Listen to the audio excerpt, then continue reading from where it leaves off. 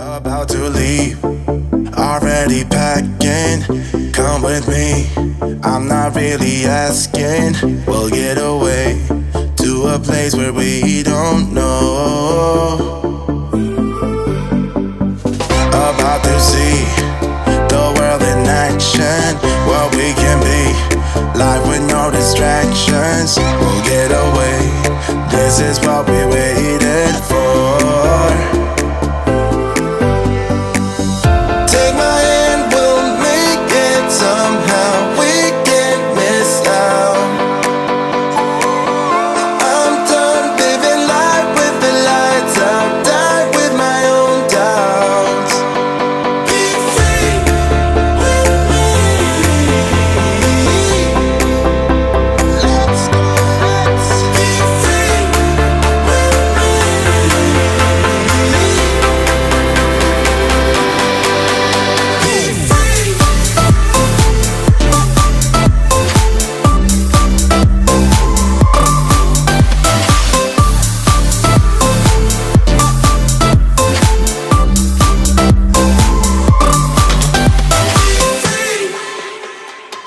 Now looking back, eyes on the freeway, Bonnie and Clyde, a classic cliche, we're on the run. Improved by a whole grade. I've improved. Improved. By a whole grade. By a whole grade.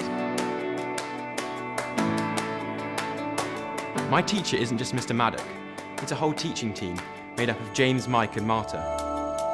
My classroom's all about doing and applying. My days standing at the front of the classroom with a PowerPoint are long gone.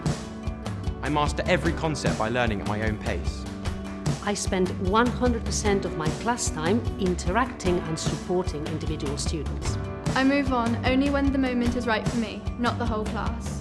I know what each and every student is mastering and struggling on at every moment.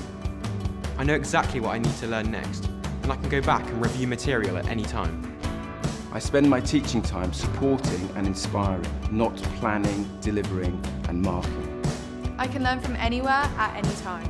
I can switch off when school closes, knowing they are learning from the best. My teacher has my homework marked before I get to class. I set every piece of homework at the start of the year. I'm 2 weeks ahead of my expected progress.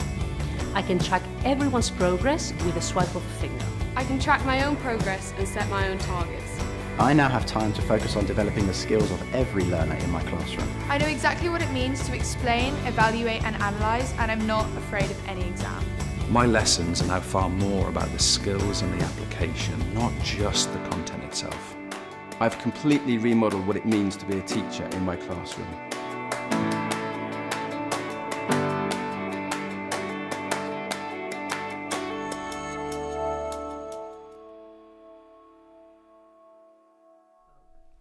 Good afternoon, one and all. It's James here. It is Thursday, the 17th of May. Crikey, that is very nearly the summer. And we are live and we are doing A-Level P, and we're going to do some stuff on personality and attitude today. Attitude is kind of one of my favourite topics. I don't know why, I've always enjoyed teaching it. So hopefully that's going to come across today. Now, we're in a bit of a broadcasting frenzy here at the EverLearner. We've broadcast, I think, 9 or 10 times this week, including all of the live shows. And I just wanted to, I wouldn't normally mention this to kind of like a student stream, but we did a podcast recording last night with a young woman called Becky Wing. Some of you may know who this person is because she went to the Olympics as an Olympic gymnast for Team GB. In 2008, and is a really high performing sportswoman, and she also went to the University of Stanford in California, and we've just launched a podcast recording called Dream Big Aim High, the Olympic Minded Student by with Becky Wing, and she's a really interesting person. I'd really encourage students who are, whether you listen to it before your exams, if you got time, I don't know, but certainly afterwards, I think you might find it really, really interesting how she approached her student days. There's a lot to learn from there, and something that could be really inspirational for people. So go to iTunes. It's called The Teacher in Classroom 21. Just search Classroom 21 and you'll find it. It's in numerous podcast locations. I really recommend it to students out there, and for teachers, of course, it would be useful too. Anyway, let's move on. Please subscribe to the YouTube channel. It's just there. We appreciate it. Thank you. Secondly, we would like you please to interact with the show today. So actually, before I say this, I forgot yesterday, Esme from yesterday from our session on learning, I've completely forgot we'd like to send you a student roadmap pack. So we need your address. If you would be kind enough to email us at socialmedia@theeverlearner.com, please, Esme, socialmedia@theeverlearner.com, and we'll get that sent out to you, okay? So if you could just send us your address so we can send that out to you, we'll get it in the post for you tomorrow, because we really appreciated your message yesterday. Sorry again? Copying a parent? Yeah, and ideally if you could copy in a parent or a teacher into the email, because our privacy statements say that we're not allowed to communicate directly via email with students, but don't worry, if not, we'll just copy it into another member of our team. It's just got to be visible. You guys know how these things work. So there's that. And yes, in terms of interacting with the show today, Marta's with us and is going to quickly show us, I think. Sure. So if you want to interact with us, please feel free to complete our interactive question. All you need to do is go onto theeverlearner.com, click on news, go to, hold on, I've gone a little bit too fast.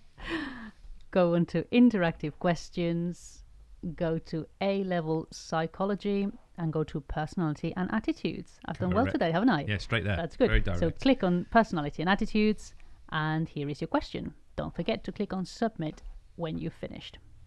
And then second on interaction, as we always say, we really do want to see those photos that you take in your revision break. So Esme, that was a perfect example yesterday. And if you send in a good one, we will, of course, feature it in the stream, and we'll also send you out a thank you kind of reward in the post, as well as Esme is going to receive from yesterday. So perfect example. So please do that. We genuinely really enjoy seeing those and interacting with you guys. So it'd be really nice to see them. Okay, so we have a lot to cover, Marta. So if you are ready, I am ready. You're Steady. ready? Yes. Come on then. Let's go. Let's go. Okay, so we've got this really big topic of personality. You might hear me rustling my paper in the background, because I've got a lot of notes with me for this particular session, because I kind of choose which bits to tell you and which bits to skim over a little bit, because this is a huge topic area. So all that being said, let's make a start on it. I want to talk to you about trait theory straight away. And I guess we need to just address the idea here. I'm asking, can personality predict sporting success? Okay, so that's the basic premise of my conversation with you here. And what is the relationship between personality and sporting success? It's kind of what I'm trying to get to.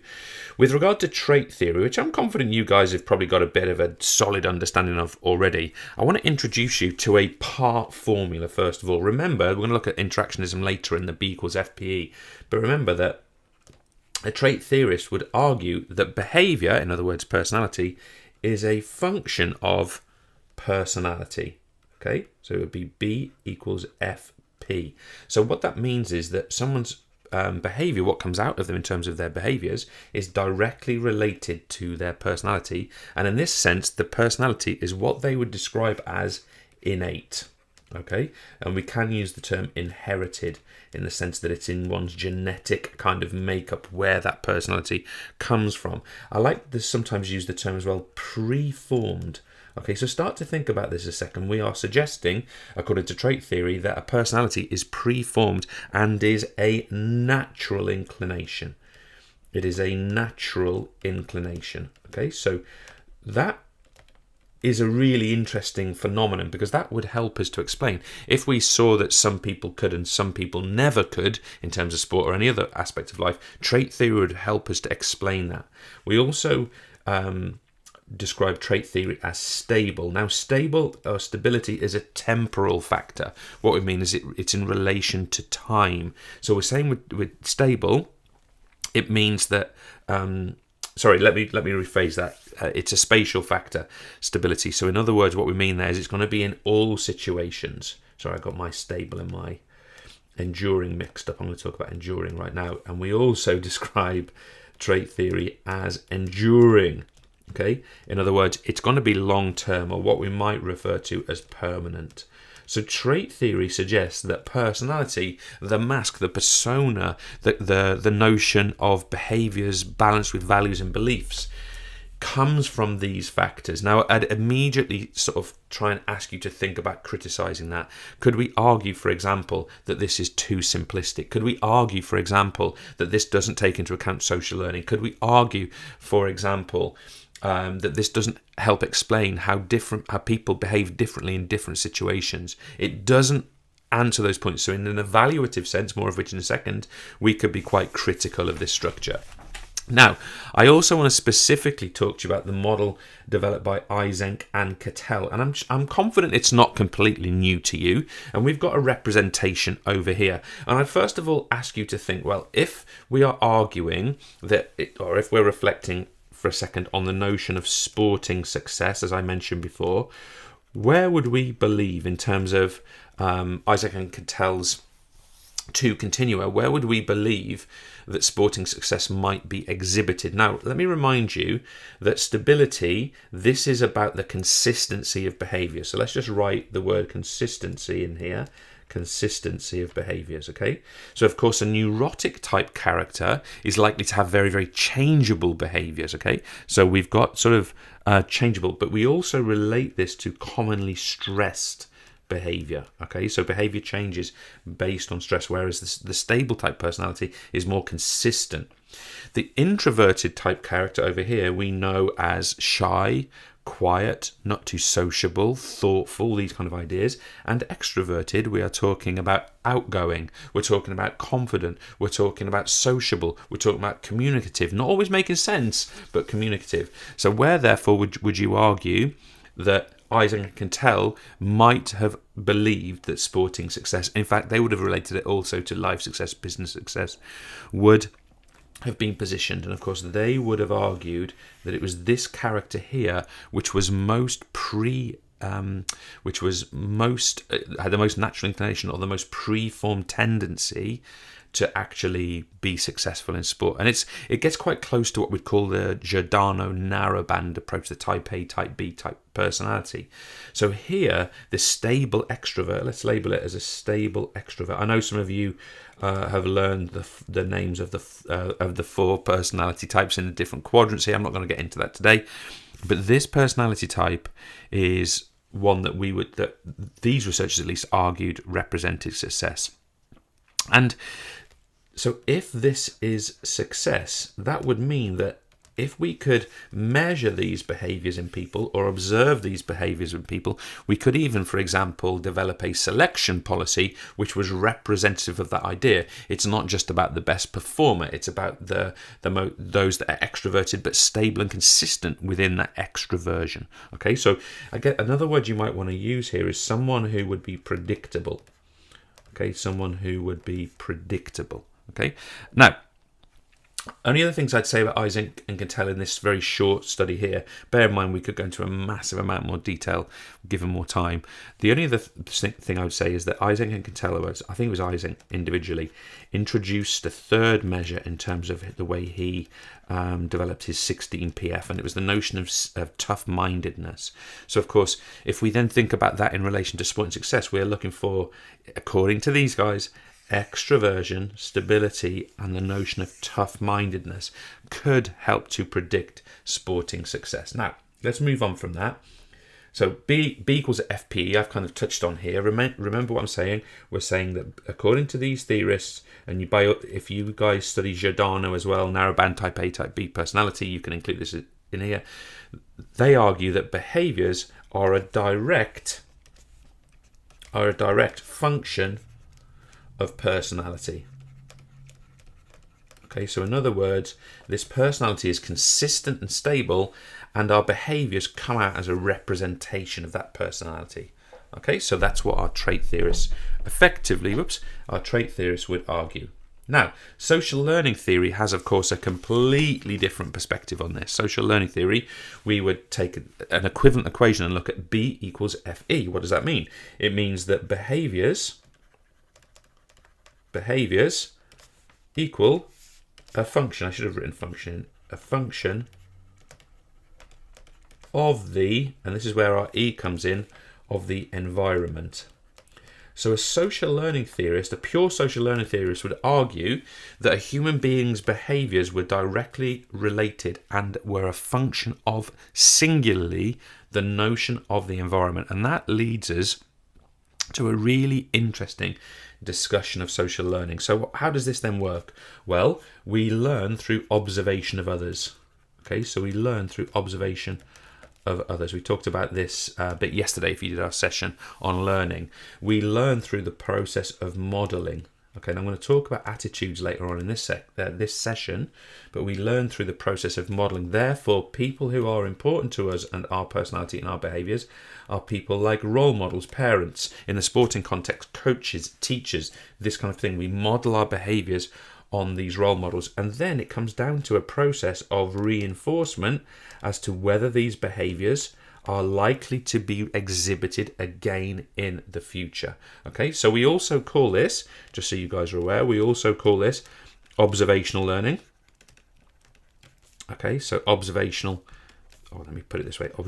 theory. Okay, or social learning theory, as we've said already.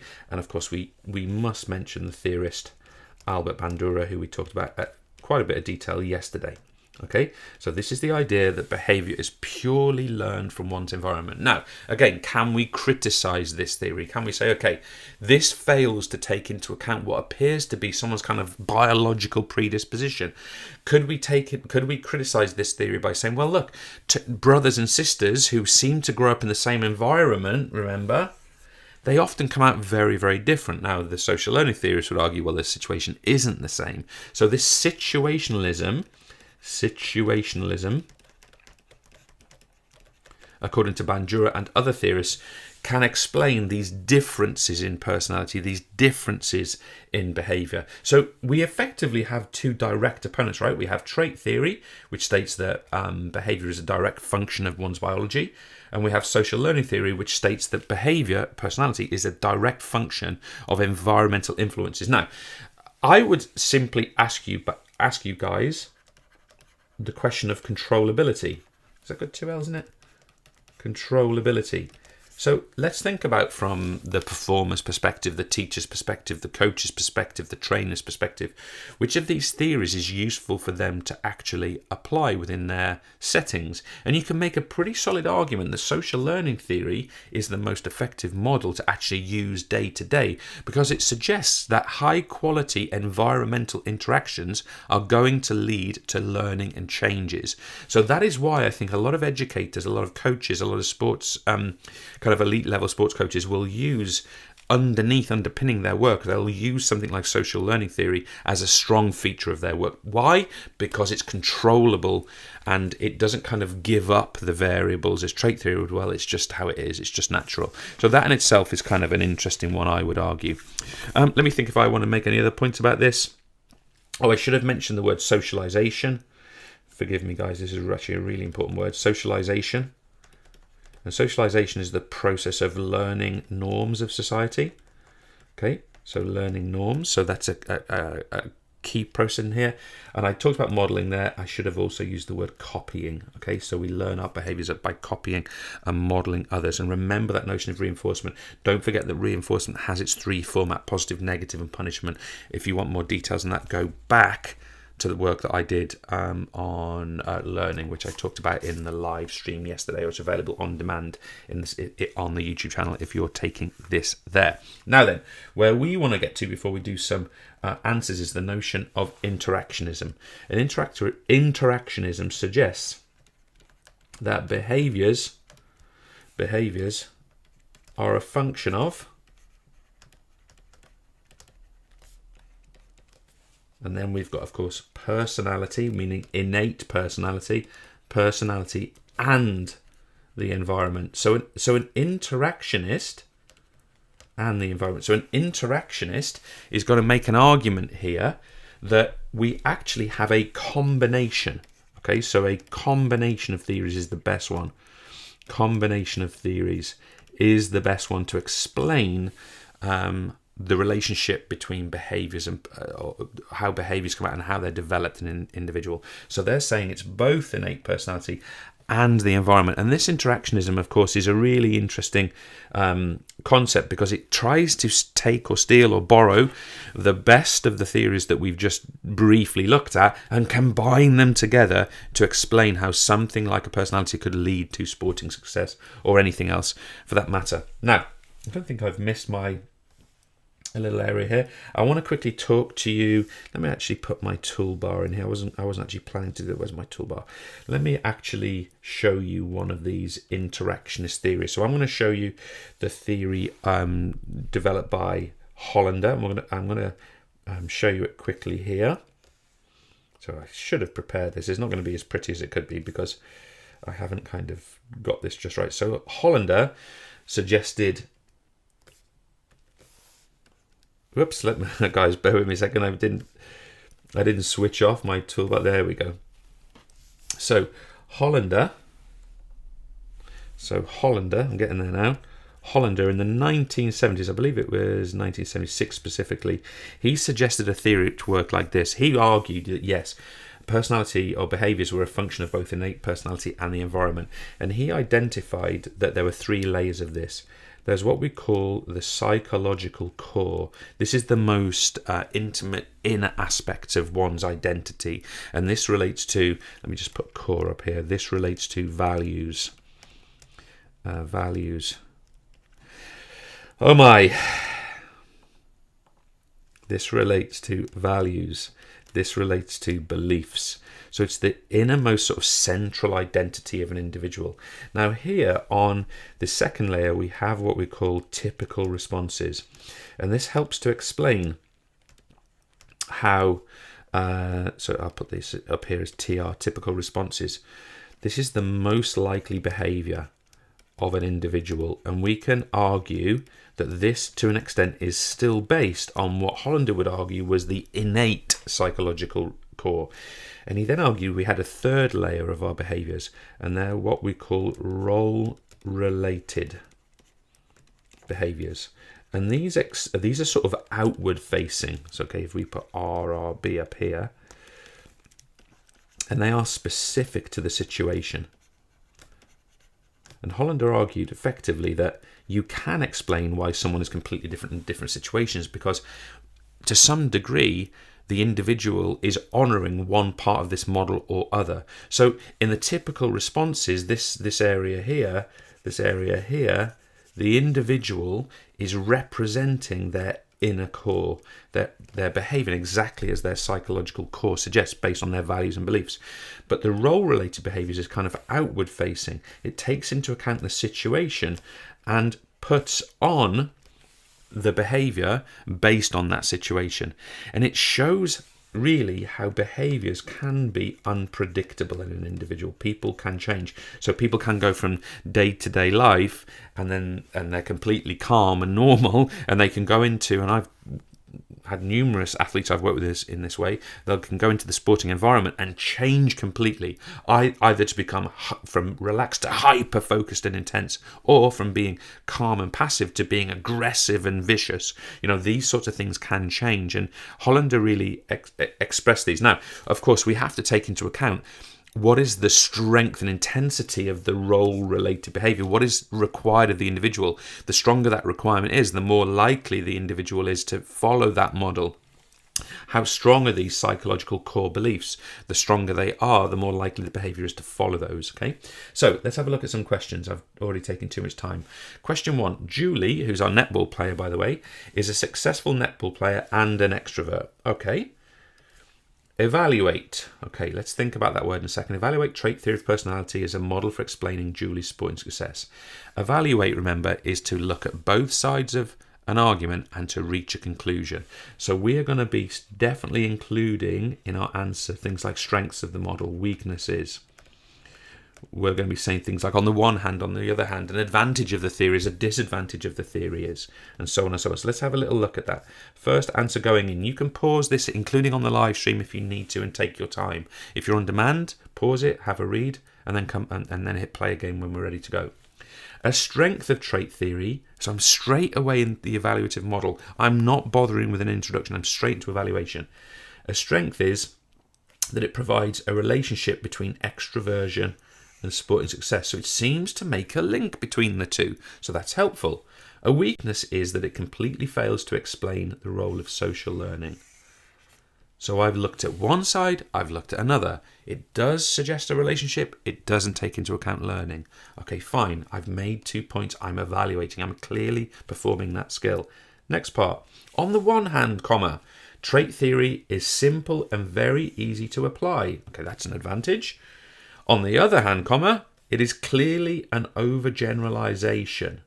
Okay, and does not apply to a wide range of athletes. Okay, so it does not apply to enough people for us to consider it kind of like a rule. Let's keep going.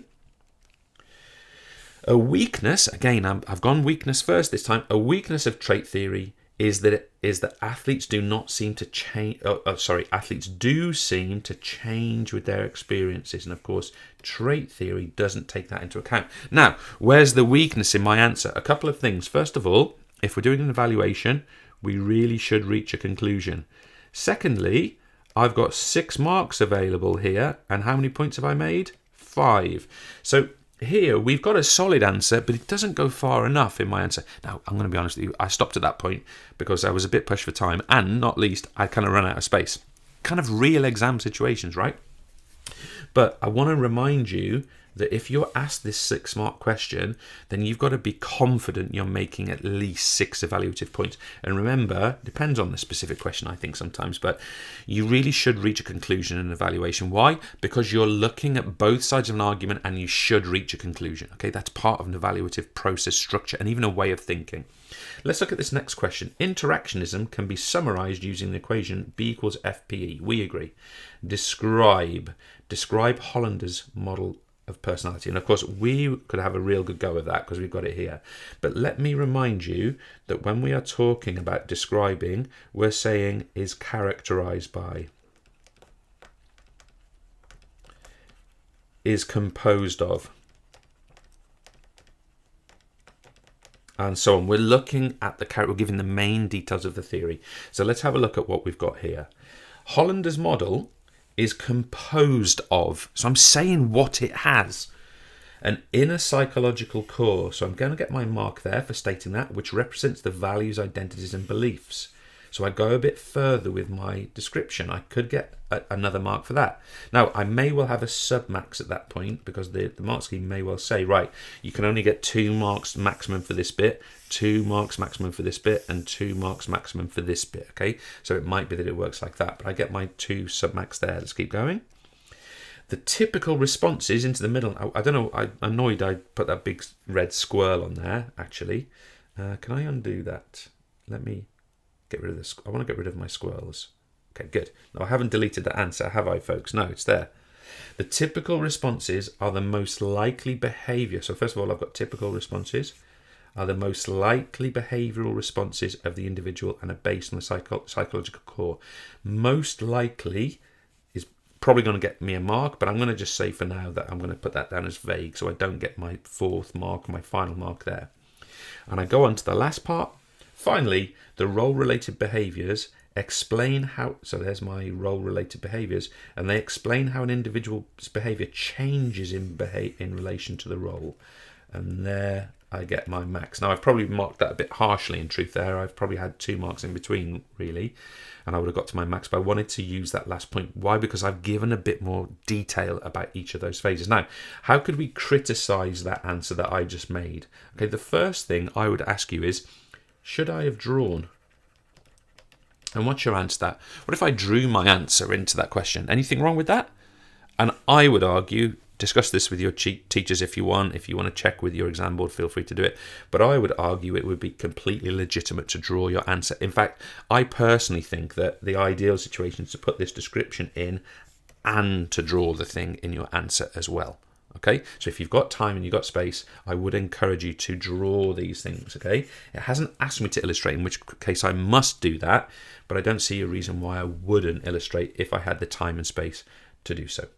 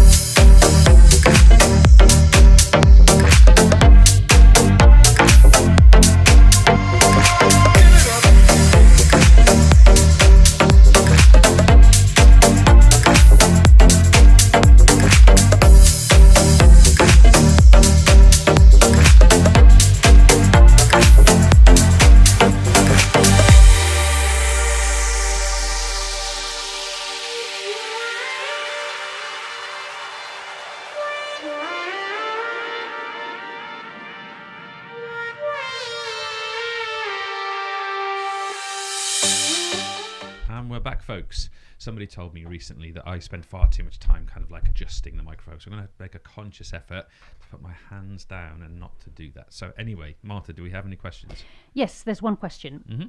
Right, James, do you think that through personality profiling, it is possible to predict sporting success? Okay, so if that's the exact question, the only answer I can give to that is no, because there are too many exceptions to break that rule. Now that means that what I would hold is the skeptical approach. Okay, so I take the skeptical view of that. So if it is, can personality profiling be used to predict sporting success? If it's that kind of binary question, then the answer has to be no, because there are too many exceptions where people don't hold a certain personality type and are successful, and others that do hold this sort of golden personality type and aren't successful. So that there are too many exceptions to agree with that statement. However, is there a correlation between certain personality characteristics and sporting success? Yes, there is. Okay, so if there seems to be a link, but it's certainly not a global, all-encompassing relationship. It's not causal. So therefore, what I would encourage the student to think about is, right, can you take the skeptical position, which is to say, no link can be established, or can you take the credulous position and credit that approach, that there is some evidence for that? And I would argue that is the key thing for the student to be able to do. Some of you, by the way, on some of the courses, from top of my head, I believe it's on EdXL, but just check for me. But there's some of you that look specifically at personality profiling, and you look at POMS, you look at the profile of mood states, but we don't look at that today because not all of the courses do that. I would say that's probably come as close as any to be a reliable profiler of the relationship between personality, or in that case the relationship between mood and sporting success. And of course what they found in that study was that vigour was the key factor in achieving sporting success, which I don't think anyone would be surprised about. So I don't think it's groundbreaking, it just established a relationship. Brilliant. And can you please explain again the concept of psychological core? Okay, so psychological core is what you would need to consider. So this is the central concentric ring of Hollander's model, and this would be the values and the identity and the beliefs that someone holds about themselves and about the world. Now, the way Hollander was taught to me, and I have to say I don't know how reliable this is, it was taught to me that is an innate characteristic. Now, for me personally, that butts up against my kind of understanding of the world. For me, one's values and beliefs and identity come from one's surroundings, at least partially. So I always feel uncomfortable saying that's the innate part of the personality, but at least in terms of the examination, it might be necessary to do that. And the other thing I'd say is that the psychological core is treated as a permanent or consistent feature of one's personality, and it's certainly more permanent, more consistent, more enduring than role-related behaviours. But I don't personally see it as permanent. I think someone's values and identities can change with learning. So I don't have complete agreement with that interpretation of Hollander's model, although it's a very useful model, very practical, very simple, and it's a nice way of summarising that sort of interactionist perspective. Any other questions, Martha? I saw you giggling away there. Are you willing to share with me?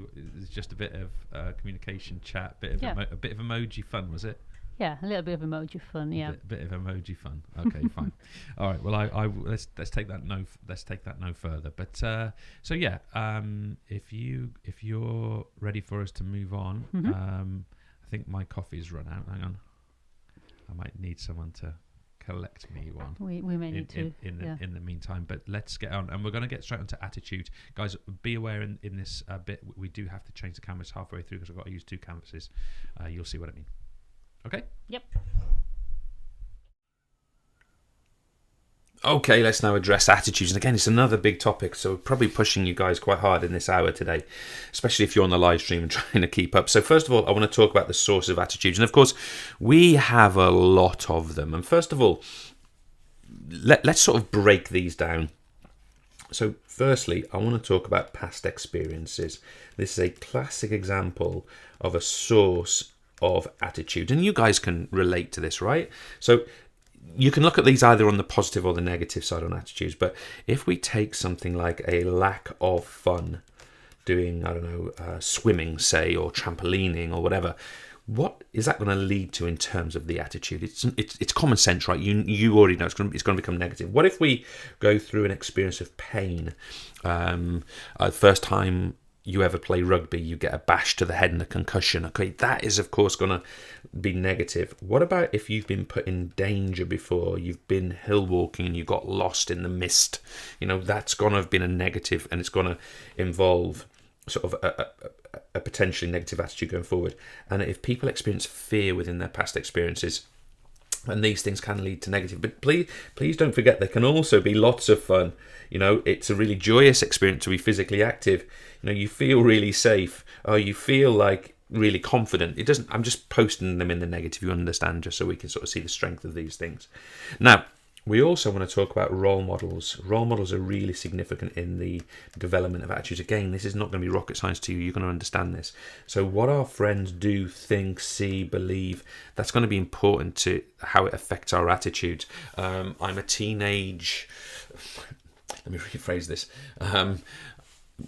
Let's think about a teenage girl at the age of 15, and she enjoys playing football, but none of her friends do, and they don't support her, and they don't ask her about it, and they think she's strange to do it. What's the likely impact on that individual? Well, her continuation may be questionable, right? So it's an interesting one.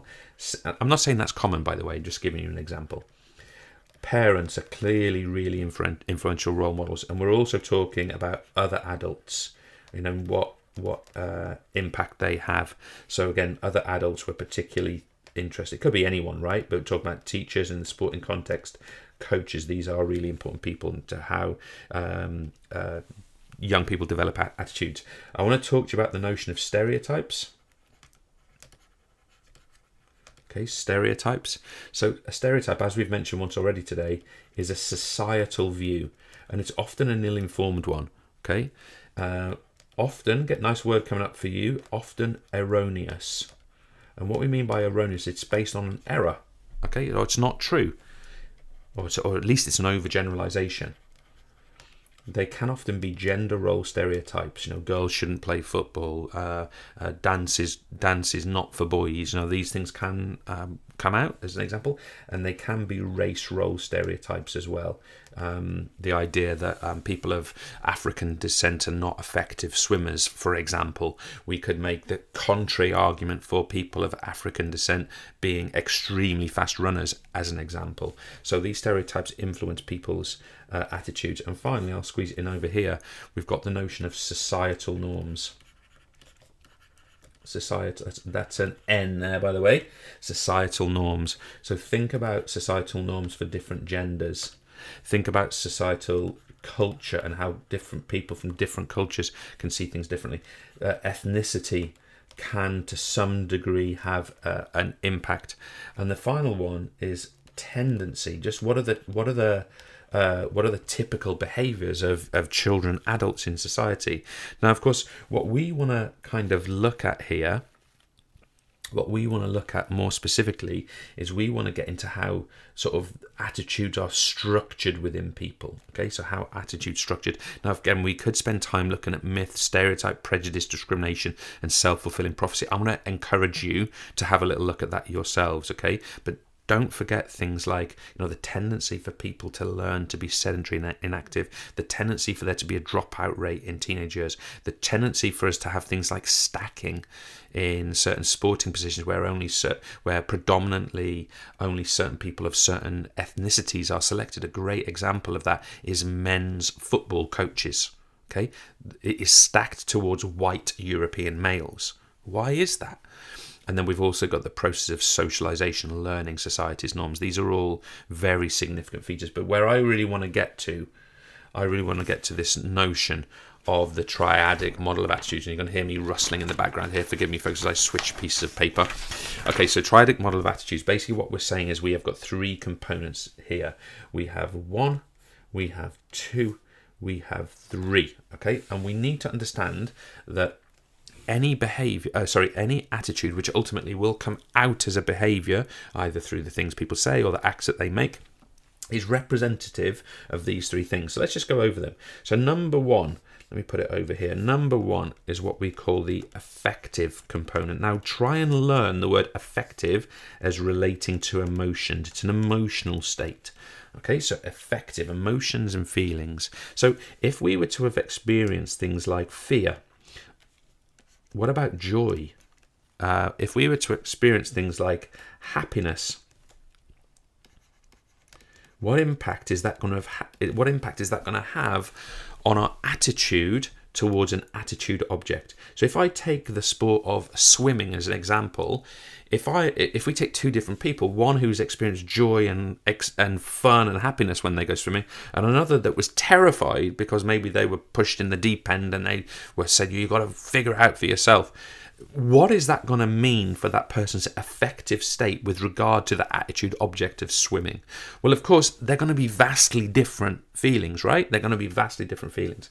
If we take number 2, I'm actually going to do number 2 last. I'll put it in here, but it's the one I often use as a summary, this behavioural one over here. But what we're going to do is we're going to have a look at 3, which is cognitive. Okay, cognitive. When we talk about cognitive, what we're talking about here is the knowledge that somebody holds about an attitude object. So let's keep with my example of swimming. Swimming is very good for my health if I go swimming 3 times a week. What is that knowledge likely to, or potentially at least, to have on my behaviour and my overall attitude? Well, it's going to suggest that I might be more inclined to do that. It's also about ideas. Okay, so ideas one holds in the mind. It's also about beliefs. Okay, so you can link this to the psychological core from Hollander if you like. So the beliefs here. So this cognitive part of the attitude is about what we know. It's not our feelings, it's about what we know. So let's just go over 2 of these facts. Let's go to a positive attitude. I've really enjoyed swimming in the past, and I know it's really healthy for me. And I can do it my whole life because it's not weight bearing and doesn't stress my joints. I can do this until I'm 90. That person's likely to have a positive attitude compared to someone who had a fear-based experience and they know that if I'm out of my depth, I'm going to be in trouble. So that is going to be a much more negative attitude towards the attitude object of swimming. And that's where the behavioural comes in as a nice last feature. And it's actually what we do. I think I chose the wrong yellow. What we do. And the way we'd say this is, classic examples are things like attending or not attending. It's going to be persistence, attending, training, keep trying, work hard, persistence, or giving up, quitting. Okay, this is going to be the behavioural aspect. And the thing I would say to you guys is, can you kind of see that behavioural is reflective of this and this? So if all 3, if the affective and cognitive elements are negative, we're likely to get a behavioural element, which, for example, is giving up. Okay, so we've got this model which is in complete agreement, but it's an agreement on the negative side. Now, one other thing I'd just like to share with you at this point, before we get into it in more detail, let me just talk about changing an attitude. If we're looking to change someone's affective component, we need, let's say we're the coach or the trainer, we need to make it fun. Okay, so make it fun, make it relevant, make it, and also bring about success. Okay. So we want to keep the goals nice and simple, and we want to make it really enjoyable. Okay, so we might introduce it very gradually, make sure there's lots of success by the individual, and it's really happy, fun experiences. On the cognitive side, we might persuade the person. Okay, I know I'll drown if I am out of my depth. Well, actually, I'm going to come in with you, and I'm going to be right next to you, and we're going to be in the shallow end. So if at that point you're completely safe. Equally, if we do decide to go out of our depth, which we probably won't, I'm going to be there with you and we're going to use floats. Can you see how that would be persuading and convincing of somebody that they might be okay? And finally, on the behavioural side, we often talk about the idea of rewards. Okay, we try and structure people's behaviours. And a classic, let's keep the swimming example. Here's your badge or your certificate for doing your 25 metres or 50 metres or whatever it happens to be. Here's your fetching a brick from the bottom of the pool life-saving badge. We reward people to get the behaviour into the positive. Now, what I want to do before we have a look at some actual detailed answers on this, I want to look at two models of changing attitude. So first of all, it's the idea of cognitive dissonance. Dissonance simply means in disagreement. And we describe this as disrupting the triadic model. Disrupting the triadic model. In other words, we use cognitive dissonance theory to say, okay, last time you experienced fear, but we're going to use cognitive dissonance theory. By the next time we work with you on the tennis court, say, it's going to be a really joyous, fun experience. So we're going to make dissonance in that way. Now, this is an interesting point. Can be positive or negative. What do we mean by this? Well, remember that any attitude is made up of 3 parts, and those 3 parts can be negative, partially negative, positive, very positive. So we're actually looking to influence those ways to disrupt the model. Now, if an attitude is completely positive, then obviously we wouldn't worry about doing that. We're also talking about changing one element of the model. Okay, so let's assume for a second that Tom, our tennis player up here, he's got a really good. He knows that tennis is really good for him, and he should play more often. But he's afraid. He's got negative, and he's a bit afraid of being embarrassed because he's a bit overweight and doesn't want to be seen playing. Well, of course, that might mean that he doesn't attend. So what might we do there? Well, we might change this feeling by doing some one-on-one instruction when no one else is around after the session's end. Okay, that would be perhaps one way. He might feel more confident. Maybe it changes this to a tick and this to a tick, and then we go from there. Okay, so that would be one simple example. Now, finally, on the cognitive dissonance theory, we talk about this. So if we go to the cognitive element, we talk about this as a process of education.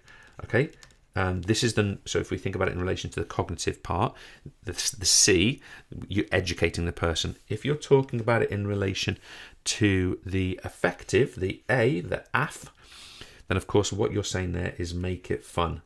If you're talking about the behavioural, as I said before, then of course what we're talking about there is we use dissonance by creating some kind of rewards. Okay, so that's how we do that. Now, persuasive communication is a completely different, well, it's not completely different, it actually touches on this. So this one specifically influences the cognitive element. Okay, and I said before, if we want to change the cognitive element, we have to educate or we have to persuade. So it's about the C, the cognitive element. And this is the important thing about persuading someone that, they need to change their view. The person who's communicating needs to be high status, a role model for want of a better term. Okay, a role model. Also, we need the message to be clear. Okay, clear message.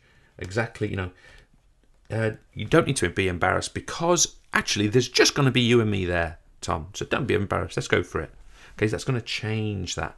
Okay, and finally, we've got the notion of what we'd call message relevance. Does the person you're looking to persuade actually want to receive that message? And if the answer is, of course, no, then it's kind of difficult, isn't it? But you've got to make that message relevant to the person receiving it. And one of the things about persuasive communication is that often you can't really educate or persuade until this effect, if someone's got like real fear-based stuff going on, you kind of have to deal with that first. So that cognitive dissonance theory, perhaps that comes before the persuasive communication in that case. I have to change the canvas because my my questions are on a different one. I shall be straight back.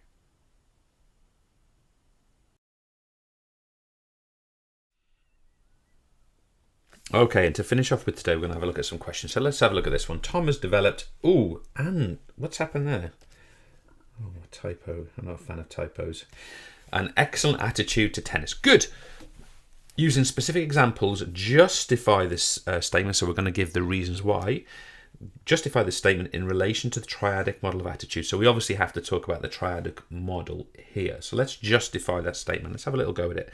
Again, you can pause this if you need to and read what I've put in. I'll put it in kind of statement at a time for you. Feel free to pause and go over what I've written. So the reasons for this, I'm justifying, are that Tom has a positive ABC. Okay, so maybe that's going to get me some credit. I'm looking for 6. A positive affective component is that Tom experiences positive feelings about tennis. Okay, so I'm picking up marks by talking about my effective. He enjoys it. I'm clarifying that point. Secondly, the positive C, B to follow, doing that thing where I always do A, C, B because it kind of helps me think about it, is that Tom knows that being active and practicing regularly is good for his health. This is cognitive. Okay, so there I'm talking about something he knows. It's a belief, it's knowledge, and it's the cognitive element. Okay, and I've put it within an example, haven't I? It's good for his health. So if I'm required to give an example in the answer, I'm giving the example. A positive behavioural component is that Tom chooses to play, attends practice 3 times a week, and persists in all his efforts. Okay, and we'd be on our max for that. I'd probably get the max for referring to the behavioural component, but I've clarified what that thing is. And it's really important that I've justified that. So I've given specific examples. Look, experiences positive feelings. It is also, he knows that being active and practicing regularly is good for his health. So I'm giving an example of that component. I'm saying here, he chooses to play, attends practice 3 times a week. I'm giving specific examples of how the behaviour comes out of him. Okay, so I'm giving my examples, not just putting my theory in. Next question. Using a range of examples, explain how stereotypes can lead to negative attitudes. Now, so I've got to give more than one example of stereotypes. I've got to give a couple of examples here. Okay, so I'm going to sort of probably do some gender roles, some race role stereotypes, this kind of thing. And I'm explaining how. Now, classics of explaining how, I'm going to use the words through and by. It happens through the following, it happens by the following. This is classic behaviour explaining how. Explain how stereotypes can lead to negative attitudes. Okay, so I'm just going to introduce. A stereotype is a societal view of a group of people and is a simplistic generalisation. Now let's get into our explaining bit. They are displayed through, I'm explaining how, gender role beliefs where people see rugby or football as not for girls, okay? So maybe I'm going to get my kind of mark here for gender role beliefs. I'll come back to that in a second. And through race role beliefs, like believing people of African descent are naturally faster than those of European descent. Now, you're going to say to me, you've only got 3 marks there. Well, my belief is that I would get a mark for gender role beliefs, and if I needed another one, through, where's it gone? I wrote race role beliefs here. Okay, but I've got my max, and I've given, importantly, I've given a range of examples. So I've given this idea of some sports being for girls and some for boys, that kind of traditional idea. I've given the stereotype that people of African descent are faster. So I've given that sort of that idea in there as well, and I've explained that and how that happens. So I've answered that question, the structure that question has asked me. Now, you could use other stereotypes within that, right? You could use other ones. I'm using those. Can I just sort of say something with you? I would prepare yourself for wording on this particular topic, okay? So obviously there's a certain sensitivity to talking about gender role stereotypes, for example. You know, you've got to be thinking through how you word things, because you want to make sure that your writing is written in a balanced and considered manner. So just reflect on that. There's nothing wrong, for example, you could include, like, as a gender role stereotype, we've got this traditional wording for talking about a physically active and games playing kind of athletic woman as a tomboy, right? So if you wrote in your answer, sometimes girls who play lots of sports can be viewed as, in inverted commas, tomboy, there's nothing wrong with that. But if you wrote something like all girls that do sports tomboys, obviously it's an unbalanced thing to say, and it's effectively replicating the stereotype. So you're not looking to replicate the stereotype, you're looking to describe it and its context. So I just encourage you to think, look, you guys know these things, you don't need me to point it out. Okay, good. Let's go back to the studio.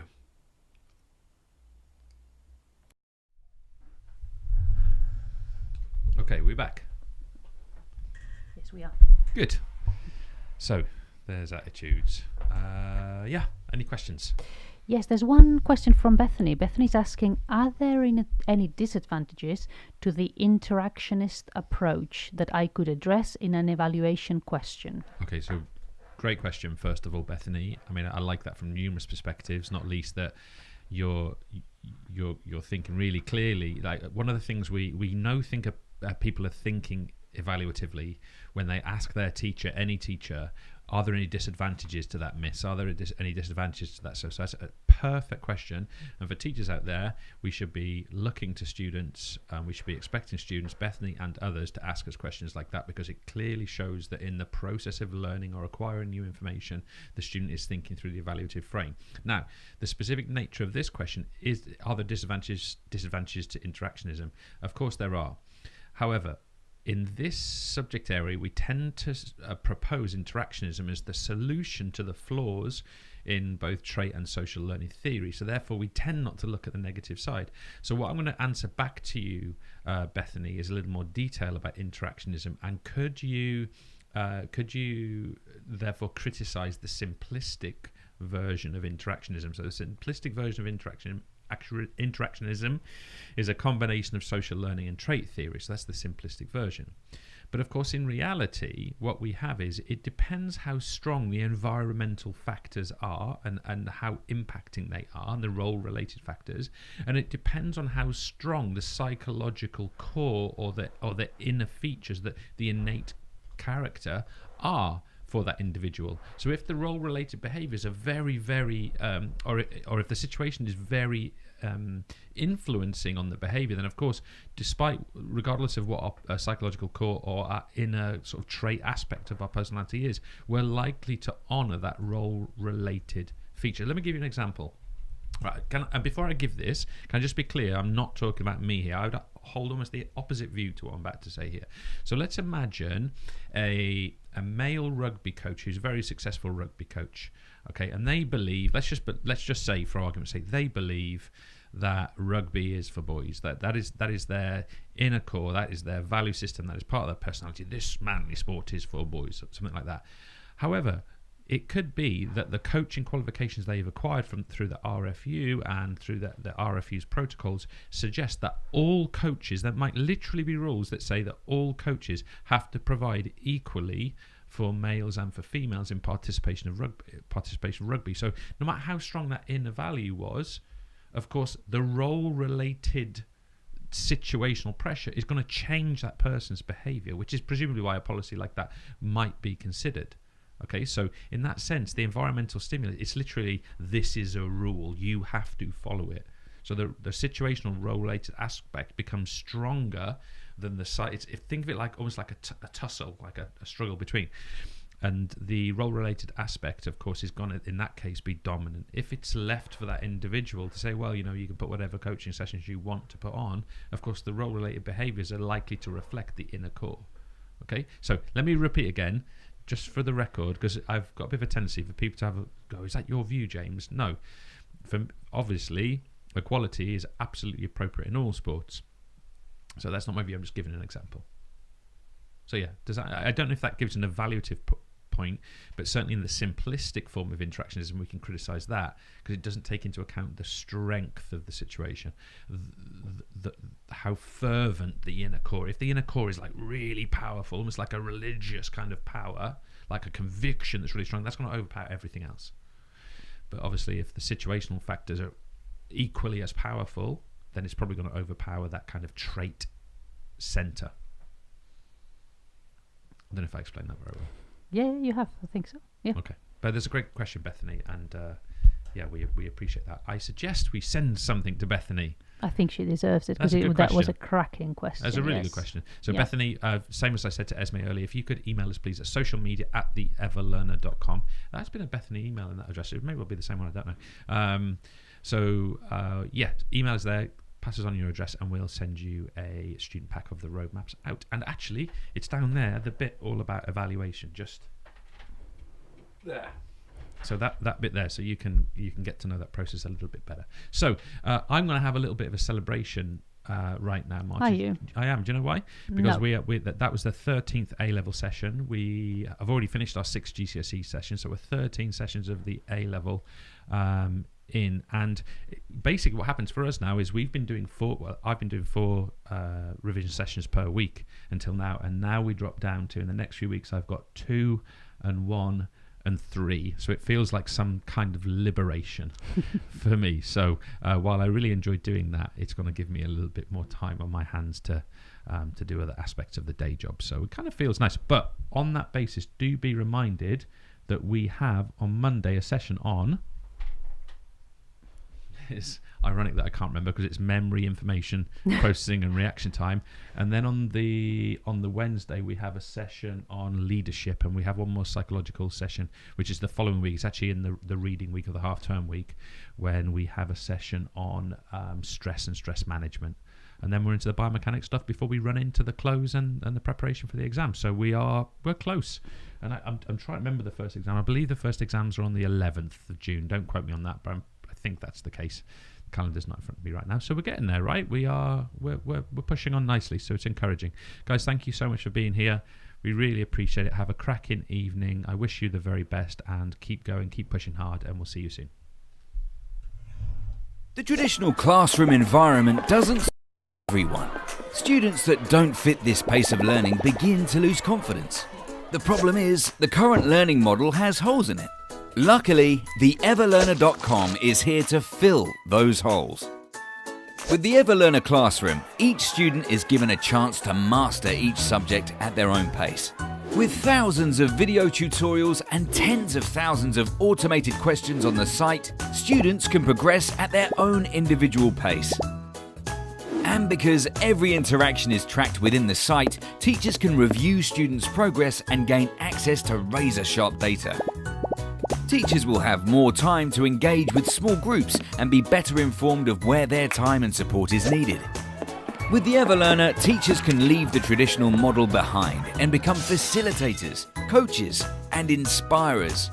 There's a reason we have over 100,000 registered students. To learn more, visit our website today.